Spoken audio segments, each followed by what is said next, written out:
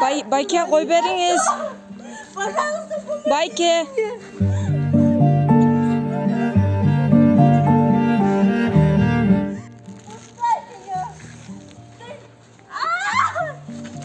Bayke koy beriniz.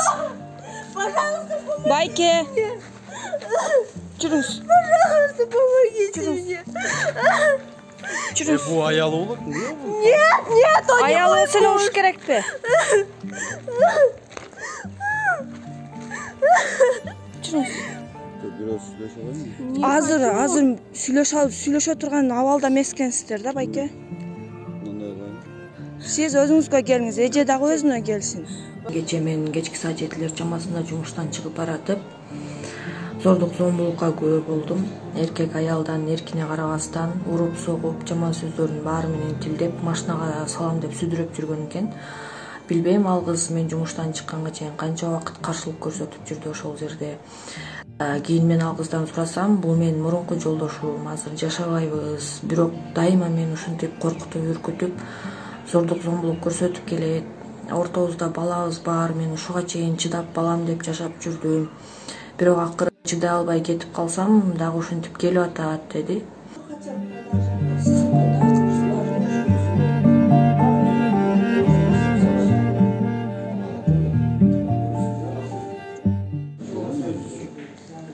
Hazır bu жерде сүйлөшө албайсыз.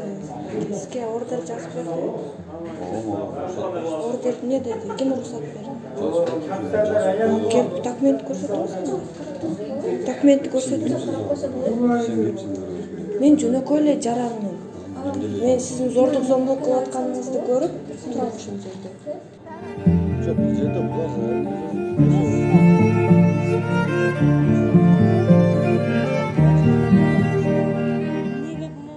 Ордер берди Байке? Ордер берди сизге? Кармап туруңузчу, биз кетип калайлы Байке, сураңычы. Такси келди?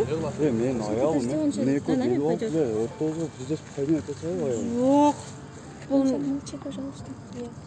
Байке. Ayağım esimliyim o biraz. Байке кармап туруңуз, сураңычы, биз кетип Ne калайлы. eko? Sen balana merim mirali отошон. Как он вышел? Ben hazırınca zaman adam da olsun mu? Yok, жақсы адам болғанда bir adam olsa. Биз эч ким эмеспиз буга. Просто сиздин зордук зомбулугуңузду көрүп атабыз. Мындай нерсе болбойт Байке. Адамсызбы?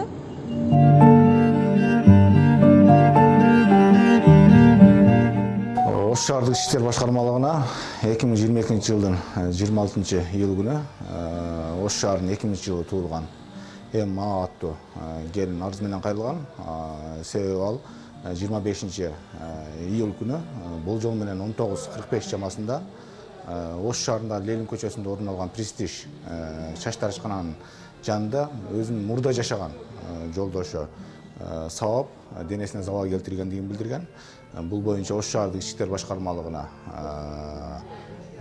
үй бүлөлүк зомбулук, тагыраак айтканда 177-бир менен белгилер менен катталып иликтөө амалдары башталган.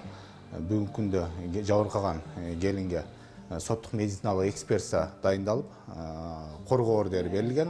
Андан сырткары ал шектүү катары айтып жаткан адамга эскертүү берилип, бүгүнкү күндө иликтөө амалдары жүрүп жатат.